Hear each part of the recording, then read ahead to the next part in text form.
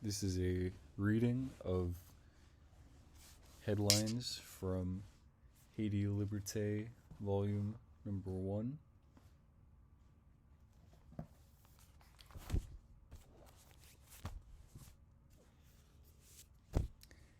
We have volume number 1, issue number 49 from the 25th of June to the 1st of July. And the cover article is Michel Pierre-Louis désigné par Préval. Préval a nommé son ami Michel Duvivier Pierre-Louis directrice exécutive de la Fondation Connaissance et Liberté Focale comme Premier ministre désigné. René Préval, the president at the time, in 2008. This is volume number 1 from 2008, June-July of 2008. René Préval has named his friend Michel Duvivier Pierre-Louis the executive director of the Foundation for Knowledge and Liberty as the designated prime minister. The other cover article is Adieu aux victimes du barricade crue. Il n'était pas encore 8 heures et l'air du champ de Mars ressemblant à une rue du carnaval. Des dizaines de milliers de jeunes portant les couleurs du groupe rouge et blanc.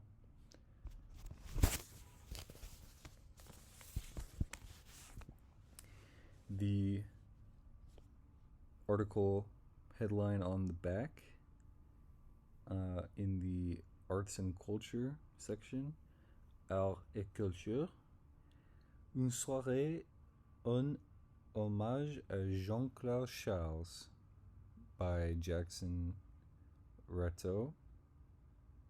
Dimanche dernier, à la salle de conférence du journal Haïti Liberté, la vie du poète romancier Jean-Claude Charles, décédé à Paris le 7 mai 2008, a été célébrée durant un hommage bien mérité en présence de sa fille Elvire Charles et d'une assemblée enthousiaste et attentionnée.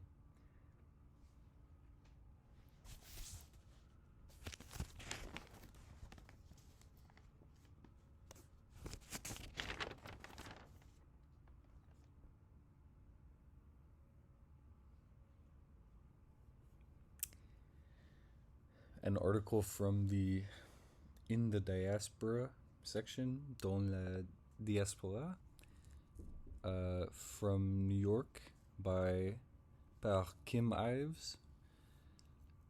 New York, famille Lavala devant l'ONU, les Nations Unies, the United Nations, le vendredi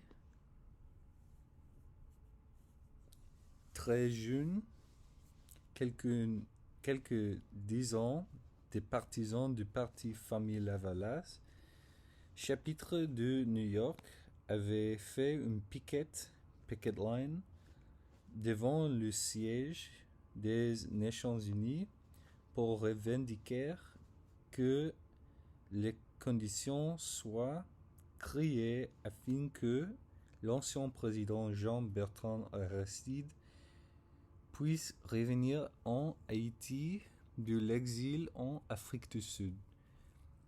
Que les Nations Unies retirent immédiatement les troupes d'occupation militaire d'Haïti et que le gouvernement libère immédiatement tous les prisonniers politiques qui restent toujours derrière les barreaux.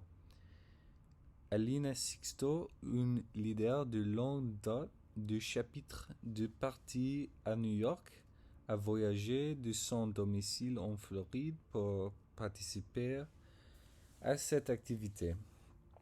Quote, nous voulons le départ immédiat de l'ONU d'Haïti, a déclaré Georges Montpremier, un des membres du parti. Ban Ki-moon, quote, Ban Ki-moon, votre devoir est censé être faire la paix. Mais au contraire, vous faites la guerre pour supporter les États-Unis en Haïti. Paris, Ottawa, quote, Paris, Ottawa et Washington ont enlevé notre président le 29 février 2004, end quote, a dit Mauricio Etienne, connu sous le nom de Tigos. Aujourd'hui, Haïti est le prisonnier. Les manifestants ont tenu le piquet de 2 heures jusqu'à 7 heures de l'après-midi au parc Ralph Bunche. Beaucoup de diplomates et de visiteurs ont montré leur solidarité aux manifestants en leur posant de multiples questions sur la réalité politique haïtienne. So, in English, a little bit, Friday the 13th of June, dozens of partisans of the Famille Lavalas party, the party of John Bertrand Aristide, this is in 2008, of course, have made a picket line in front of the United Nations office to demand exposing the conditions created after former President John Bertrand Aristide returned to Haiti from his exile in South Africa. That the United Nations, they demanded that the United Nations immediately retire, leave their soldiers from occupying Haiti militarily, and that the government immediately free all the political prisoners who remained in prison. Alina Sixto, a leader, a long-lasting leader, has left her home in Florida to come to New York to participate in this activity, and she said, a quote, we want the immediate departure of the United Nations from Haiti, declared Georges Montpremier, a member of Famille Lavalas.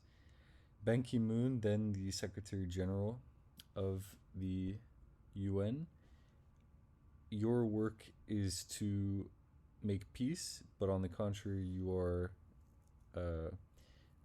making war and supporting the United States in Haiti. Paris, Ottawa, and Washington have stolen away the president, our president, on the 29th of February 2004, said Mauricio Etienne, also known as Tigus, and today Haiti is their prisoner. The demonstrators have made their picket line from 2 to 7 in the afternoon in Ralph Bunche Park in New York. Many diplomats and visitors have shown their solidarity to the demonstrators and posed questions on the political reality of Haiti, the Haitian political reality. A lettre à Fidel Castro par Stella Caloni, and there's a couple of pictures, and this is in the Réflexion article section, with a couple of pictures of Che, la statue en bronze de Che statue juste devant le local du Parti communiste cubain à Santa Clara, the statue in bronze, and this is a letter, cette lettre de l'éminent journaliste et écrivain argentin Stella Caloni, lauréate du prix latino-américain du journalisme, José Martí, est auteur du livre Opération Condor, Pacte criminel, un des ouvrages les plus éclairants sur le génocide des dictateurs militaires sous les auspices des États-Unis, sera incluse dans la seconde édition du livre fidèle La Bolivie est un peu plus un parcours historique dans le cœur de l'Amérique latine.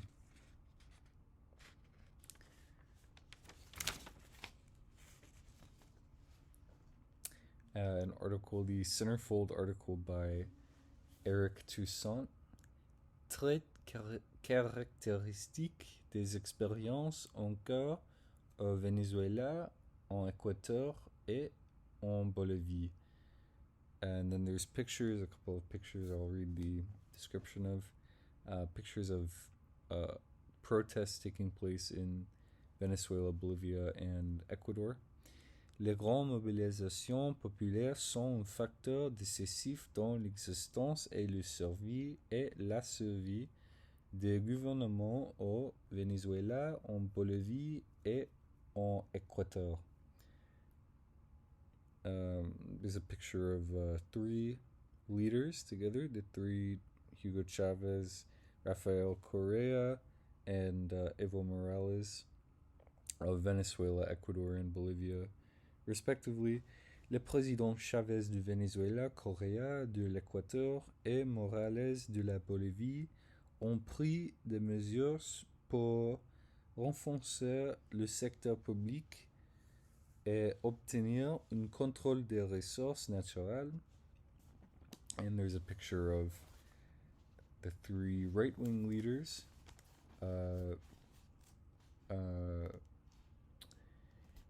Alvaro Uribe, Alan Garcia in Peru, and Felipe Calderón in Mexico. Le gouvernement du droit, allié de Washington, jouait un rôle actif dans la région et occupant une position stratégique. Le gouvernement d'Alvaro Uribe en Colombie, Alan Garcia au Pérou et Felipe Calderón à Mexico.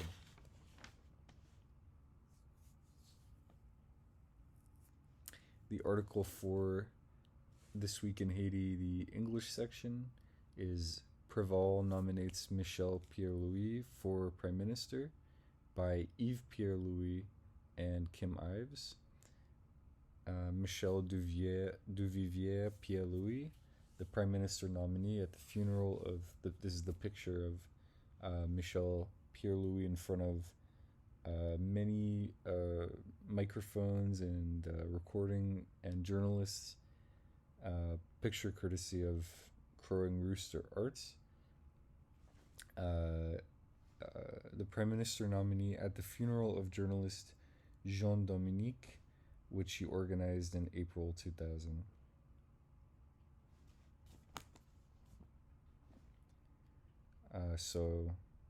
Michel Duvivier Pierre-Louis, Premier ministre désigné par Président René Préval, à la funéraille du journaliste Jean Dominique,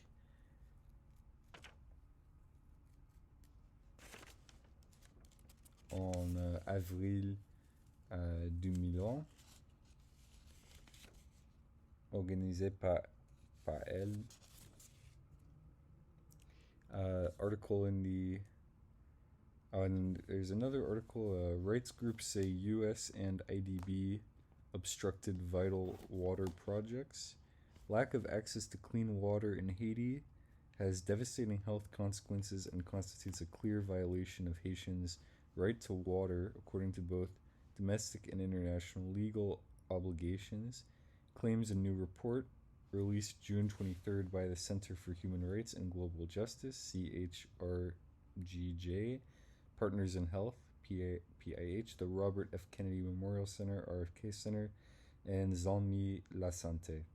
The release of the report Woknan Soleil, the denial of the right to water in Haiti, comes just months after public outrage over rising food prices led to a full-blown political crisis in Haiti. The 87-page report, which combines health and water data gathered on the ground in Haiti, legal analysis, and discussions of the historical context, presents the findings of a joint project conducted by the groups, who worked together to research, author, and release it. The groups used human rights and public health methodologies to assess the right to water in Haiti by surveying community members, testing water sources, and meetings with community leaders and government officials. One of the report's main findings is of an undeniable link between the international community's political interference and the poor state of potable water in Haiti. Using documents obtained by the RFK Center through a Freedom of Information Act lawsuit against the U.S. Treasury Department, the report exposes the U.S. government's role in blocking the dispersal of millions of dollars in loans that would have had life-saving consequences for the Haitian people.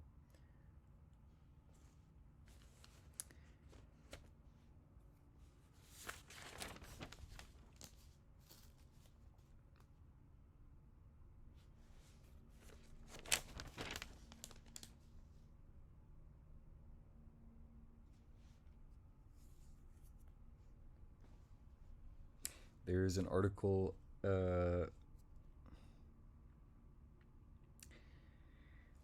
by Fanfan La Tulipe in the it says, the headline is Si j'étais président de la République d'Haïti,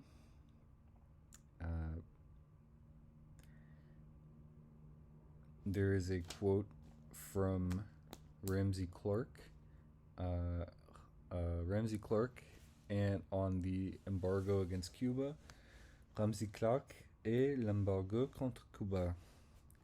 Le gouvernement des États-Unis sont seuls défaillant la volonté des nations du monde dans la mise en œuvre de ce crime contre l'humanité. Il agit dans l'intérêt d'une poignée de groupes économiques qui veulent s'approprier la richesse de Cuba et appauvrir le peuple cubain dont la révolution apporta la santé, les libéra de la misère et apporta aussi une éducation universelle partagée avec les pauvres de la planète. Cessez cette honte. From Ramsey Clark, ex-ministre de la Justice des États-Unis, former Justice Minister or Attorney General of the United States, and the quote in English is the various United States governments are the only ones defying the will of the nations of the world in making work in creating this crime against humanity. They work in the interest of a variety of economic groups who want to appropriate the riches of Cuba and impoverish the Cuban people, whose revolution has brought health, liberated from poverty, and brought a universal education shared with the poor people of the planet, and end this shame, this travesty. And there's a quote for the infamous Torricelli law, l'infâme loi Torricelli, and it's a quote from the New York Times. La mal nommée loi Cuban Democracy Act, l'acte démocratique cubain, loi dit Torricelli de 1972 est questionnable dans sa théorie, cruelle dans ses mesures pratiques et ignoble dans le contexte expéditif. En cette période électorale, une minorité influents de la communauté cubano-américaine réclament à corps et à cri le renforcement des mesures contre un régime blessé. Il y a finalement quelque chose d'indécent à voir vociférer ces exils vivent en sécurité à Miami et réclamant encore plus de souffrance pour les causants plus pauvres. So the badly named law, the poorly named law, Cuban Democracy Act, and the law is actually called the Torricelli from 1992, is questionable in theory and cruel in its practical measures and ignoble. In the expedient context in this electoral period, but it is expedient in this electoral period in 1992. Of course, the Bush-Clinton election. An influential minority in the Cuban American community has enforced these measures against. Let's say, there are some things finally indecent to see that these exiles who live in security in Miami and create much suffering for their poorer cousins in Cuba.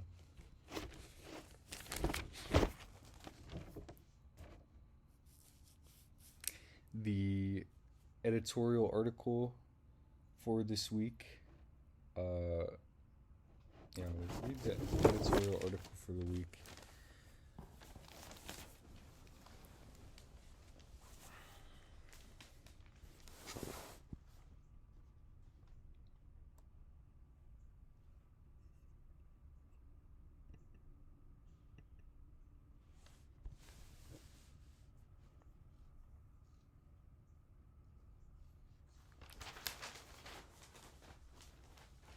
The editorial article is Au Pays de l'Aurore by Bertini Dupont.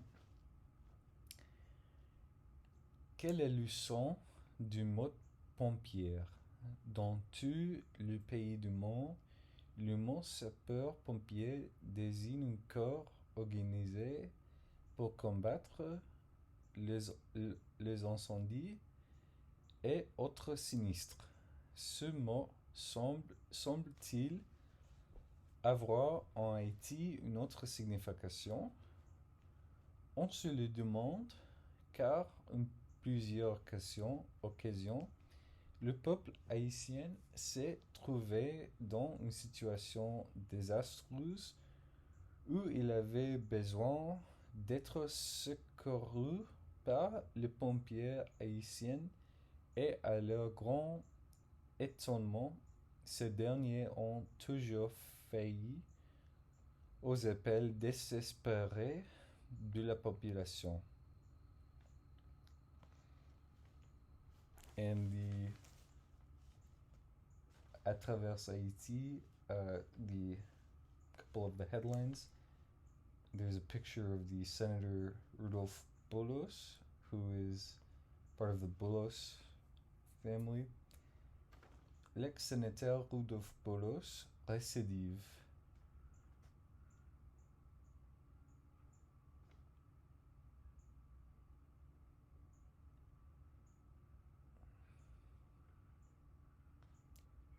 There's an article titled Des étrangers à la chambre basse. Les démissionnaires à Louvre. Le ministre du Tourisme, Patrick Delatoire, et le secrétaire d'État à l'Agriculture, Jonah Guillet, sont en mission dans le nord du pays. L'objectif de leur visite, qui se tiendra du 18 au 21 juin, juin et dans le cadre de la construction d'un parc agro-écotouristique mesure 27 km² autour du monument Citadelle Henri Palais Sanssouci et Palais des Ramiers. Un poids pesant dans la balance du trésor public ou dans le poche du sortant. Lors d'une rencontre avec la presse la semaine dernière, le président de la République d'Haïti a annoncé que le trésor public haïtien n'est pas une mesure de subventionner les produits pétroliers. Arrestation de Pierre Gaskov.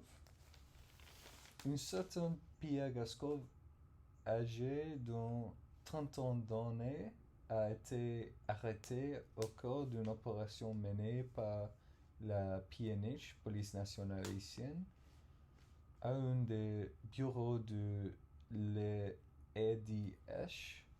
dans la zone métropolitaine. En effet, 48 heures après son arrestation, le présumé est passé au aveu, a indiqué le porte-parole de la police, ajoutant que Pierre Gaskov dit Bobo a avoué sa participation dans des cas de kidnapping à domicile. Il a aussi avoué sa participation dans l'enlèvement d'un enfant de 5 ans le 4 janvier 2008 qui a été par la suite libéré contre rançon. Il aurait aussi pris part au rap d'un enfant de 9 ans à Thomasine et l'enlèvement de la ressortissante canadienne Nadia Lefebvre en mai dernier. La police a demandé aux parents de victimes de porter plainte contre le présumé kidnappeur de manière à pouvoir présenter aux autorités judiciaires un dossier solide.